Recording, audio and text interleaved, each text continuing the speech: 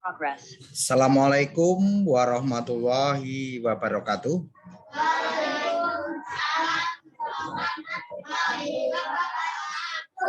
Selamat siang anak-anak. Gimana sehat hari ini? Ya, kali ini kita akan memasuki pada pembelajaran keempat. Di pembelajaran 4 di situ ada gambarnya siapa? Lani. Pada pembelajaran 3 kita telah mengetahui 4 macam aktivitas ekonomi. Mari kita lanjutkan. Ayo membaca. Keragaman ekonomi di Indonesia 2. Pada pembelajaran 3 telah dijelaskan bahwa kondisi wilayah Indonesia mengakibatkan keragaman aktivitas ekonomi penduduk. Kamu telah mengetahui 4 macam aktivitas ekonomi, yaitu di bidang pertanian, peternakan, perikanan, dan kehutanan. Selain 4 jenis tersebut, masih ada jenis aktivitas ekonomi berikut. Yang pertama, 1. Ya, aktivitas ekonomi di bidang pertambangan. Kekayaan alam di Indonesia juga terkandung di perut bumi, yaitu berupa barang tambang. Di wilayah Indonesia terdapat barang tambang minyak dan gas atau migas, serta barang tambang non-migas. Contoh barang tambang non-migas antara lain emas, perak, tembaga, batu bara, biji besi, nikel, aluminium, intan, pasir besi, dan boksit. Potensi barang tambang ini hendaknya dikelola dengan optimal bagi kemakmuran rakyat. Barang tambang bersifat tidak dapat diperbarui sehingga perlu dieksplorasi dengan bijak. Ketersediaan barang tambang harus dijaga bagi kebutuhan masa kini dan masa mendatang. Selain itu, perlu dicari sumber daya alam alternatif agar sumber daya alam tidak lekas habis. Itu. 2. Aktivitas ekonomi di bidang industri. Amatilah aktivitas industri di lingkungan sekitar tempat tinggalmu. Apa yang dapat kamu simpulkan dari aktivitas tersebut? Industri merupakan usaha mengubah bahan mentah menjadi barang setengah jadi atau barang jadi. Bahan mentah bersumber dari sumber daya alam. Adanya aktivitas industri dapat meningkatkan nilai dan kualitas suatu barang. Aktivitas industri dapat dilakukan oleh perorangan, kelompok, maupun badan usaha. Contoh industri di Indonesia antara lain industri otomotif, konveksi, elektronik, sepatu dan sandal, ban, pengalengan ikan, minuman dan makanan, serta pupuk. Itu adalah aktivitas ekonomi di bidang industri. Kemudian yang nomor 3, aktivitas ekonomi di bidang perdagangan. Potensi alam tiap-tiap daerah di Indonesia berbeda-beda. Ada yang kaya potensi alam, ada pula yang miskin potensi alam. Fenomena ini dipengaruhi oleh kondisi geografis tiap-tiap daerah. Akibatnya tidak setiap daerah mampu menghasilkan barang yang dibutuhkan masyarakat setempat. Untuk mengatasi masalah ini berkembang aktivitas perdagangan. Aktivitas ini dilakukan masyarakat untuk menyalurkan barang dan atau jasa dari produsen ke konsumen. Barang dagangan dapat berupa hasil pertanian, peternakan, perikanan, hutan, dan barang industri. Aktivitas perdagangan bisa dilakukan tanpa perantara ataupun dengan perantara. Produsen dapat langsung menjual atau menyalurkan barang dan atau jasa kepada konsumen. Jika ada perantara, produsen menggunakan perantara untuk menyalurkan barang dan atau jasa kepada konsumen. Contoh perantara dalam perdagangan antara lain perdagangan besar, grosir, agen, dan perdagangan eceran.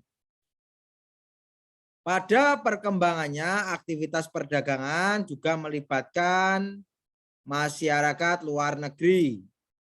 Kegiatan perdagangan antar negara ini telah dikenal dengan sebutan ekspor impor. Tuh.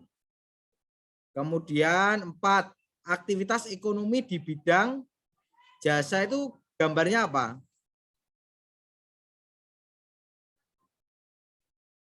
Usaha jasa pencucian pakaian atau biasa dikenal di sekitar kita, usaha apa? Laundry, ya.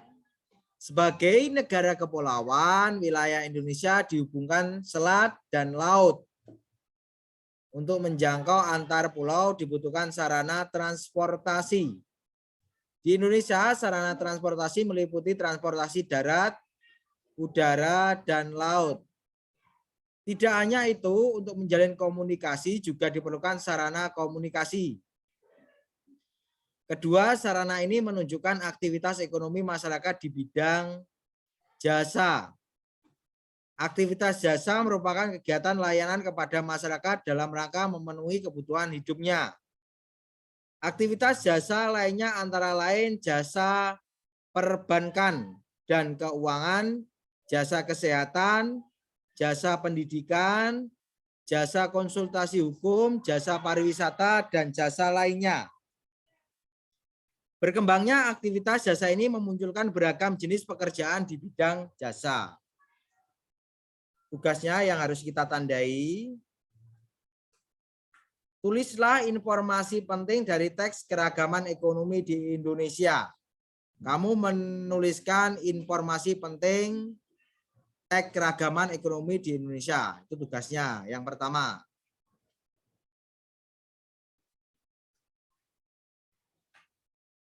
Ada yang tanyakan?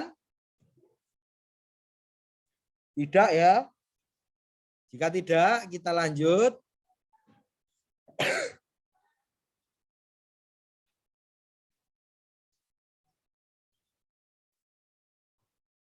Bersama teman-teman sekelasmu, identifikasilah aktivitas ekonomi yang dilakukan setiap keluarga dari seluruh siswa di kelasmu. Sajikan hasilnya dalam bentuk tabel seperti di bawah ini. Dalam melakukan kegiatan tersebut, ingatlah selalu untuk bersikap toleransi atas perbedaan di antara teman-teman sekelasmu. Janganlah mengejek teman atau atas aktivitas ekonomi yang dilakukan keluarganya. Sebaliknya, jangan pula sombong atau malah rendah diri atas aktivitas ekonomi dalam keluargamu. Setiap orang membutuhkan orang lain untuk memenuhi kebutuhan hidupnya. Tugasnya ini, dikasih tabel ya. Nomor 1, pertanian banyaknya berapa? Misalnya bisa tanya antar teman, yang jualan jasa perdagangan, toko, dan lain sebagainya, pulsa. Tanya temannya, jasa juga begitu. Kamu bisa tanya temannya ya. Dengan cara kita chat temannya. Bisa toh? Tuh.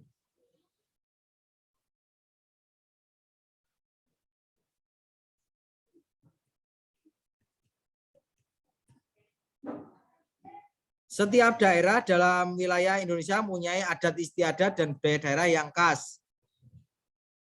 Setiap warga masyarakat termasuk kita hendaknya bisa menunjukkan sikap toleransi terhadap keragaman dalam masyarakat.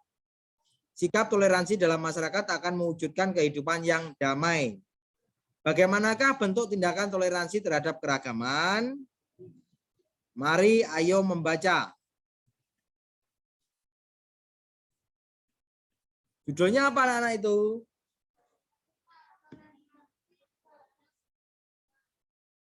Sikap toleransi terhadap keragaman. Toleransi berasal dari bahasa Latin tolerare yang artinya dengan sabar membiarkan sesuatu.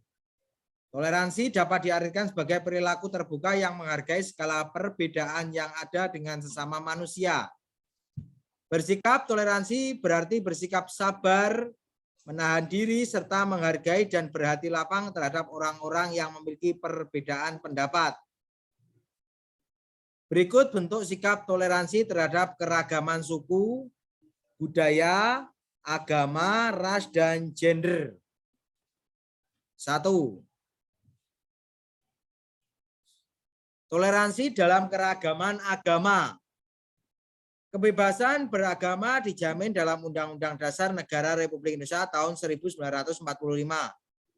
Khususnya pasal 29 ayat 2 yang berbunyi, negara menjamin kemerdekaan tiap-tiap penduduknya untuk memeluk agamanya masing-masing dan untuk beribadat menurut agamanya dan kepercayaannya itu. Dengan adanya jaminan kemerdekaan beragama tersebut, segenap warga negara Indonesia hendaknya mengembangkan sikap toleransi antar umat beragama. Sikap toleransi antar umat beragama dapat diwujudkan dalam bentuk tindakan seperti berikut. A. Tidak menghina agama yang diyakini orang lain, itu tidak boleh. B. Tidak memaksakan agama kepada orang lain. C. Menghormati agama yang diyakini orang lain. D. Beribadah dengan baik sesuai ajaran agama yang dianut. E. Hormat, menghormati, dan saling bekerja sama antar umat beragama. F. Memberikan kesempatan kepada pemeluk agama lain untuk beribadah. G. Menjaga kerukunan antar umat beragama, intern umat beragama, dan antar umat beragama dengan pemerintah. Tuh. 2. Toleransi dalam keragaman suku dan ras. Masyarakat Indonesia terdiri beragam suku dan ras. Tiap-tiap suku bangsa mempunyai ciri khas yang membedakan dengan suku bangsa yang lain.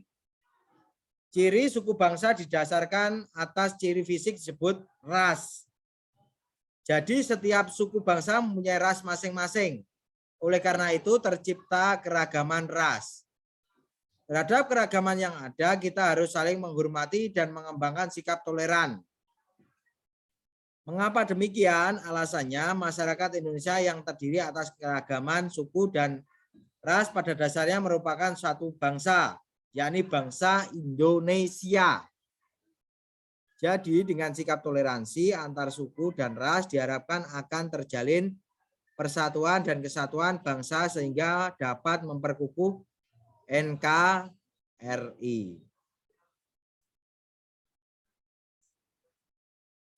Sikap toleran dalam keragaman suku dan ras dapat kita tunjukkan dalam bentuk sikap dan perilaku baik kepada siapapun tanpa membedakan suku dan ras manapun. Selain itu, kita senantiasa menghargai dan menghormati harkat dan martabat setiap manusia dengan mengembangkan semangat persaudaraan dan menjunjung nilai-nilai kemanusiaan dalam pergaulan sehari-hari. Kita harus bisa menerima suku-suku dan ras agama lain. Itu gambarnya. Rukun bersama teman meski berbeda suku bangsa.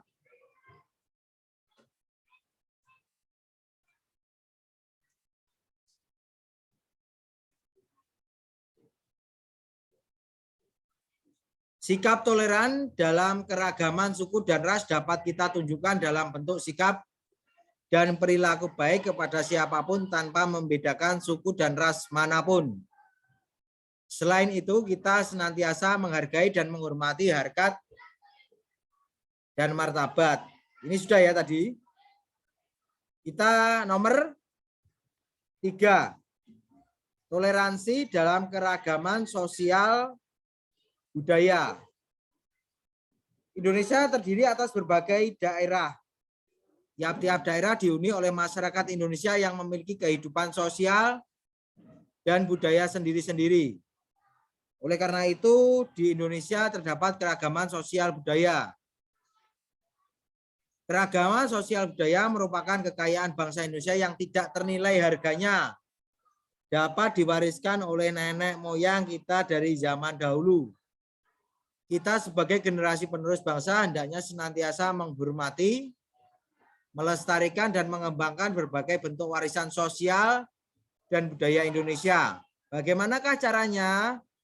Tentu saja dengan bersikap toleran demi mempertahankan keanekaragaman sosial budaya dalam bentuk tindakan seperti berikut. A. Bangga terhadap kebudayaan dalam negeri. B. Menyaring budaya asing yang masuk Indonesia.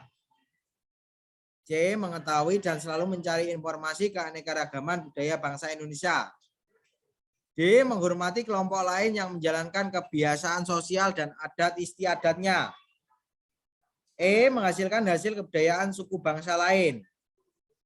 F. Mempelajari dan menguasai seni budaya bangsa sesuai minat dan kesenangannya. G. Melestarikan dan mengembangkan berbagai jenis seni tradisional seperti seni tari, seni musik, dan seni pertunjukan. 4. Toleransi dalam keragaman gender dan mengembangkan kesetaraan gender. Ya, kita gender.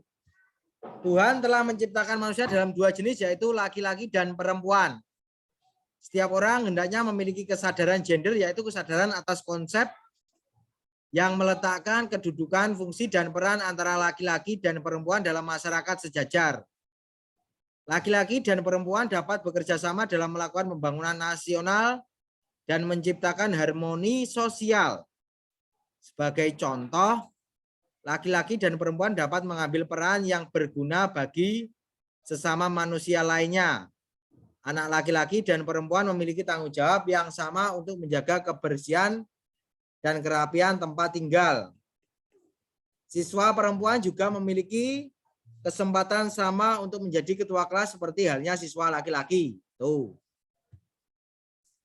Keragaman gender dapat menjadi kekuatan bagi bangsa Indonesia apabila masyarakat Indonesia menyadari bahwa setiap manusia memiliki hak dan kewajiban dan tanggung jawab yang sama. Adapun sikap yang dapat dikembangkan dalam menghormati keragaman gender adalah sebagai berikut.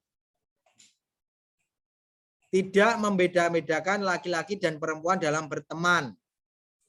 B. Memberikan hak yang sama antara laki-laki dan perempuan. C. Tolong-menolong tanpa membedakan jenis kelamin. Tuh. Kemudian tugasnya, kamu menuliskan informasi dari bacaan sikap toleransi terhadap keragaman. Ini tugasnya. Catatan dari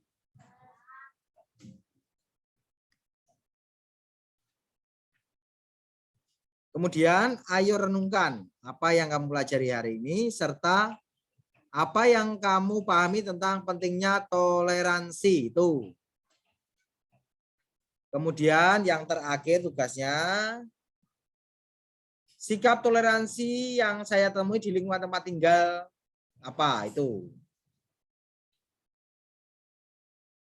Misalnya toleransi antar umat beragama. Ya, contohnya satu, karena kadang ada yang beragama Kristen, ada yang beragama Islam, kita saling toleransi ya, itu. Sampai sini mungkin ada yang ditanyakan? Tidak ada ya.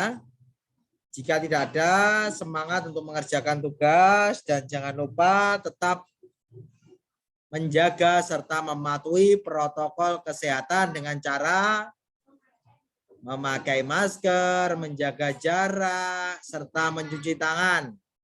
Dan jangan keluar rumah kalau tidak ada kepentingan yang sangat penting ya. Kita selalu menjaga kesehatan, tidak usah hujan-hujan ya, itu contohnya. Kita bisa menikmati hujan dengan cara dari rumah, dengan cara masak-masak setelah itu kita makan saat melihat hujan turun. Sampai sini ada yang tanyakan? Jika tidak, kami akhiri. Akhirul kalam. Wassalamualaikum warahmatullahi wabarakatuh.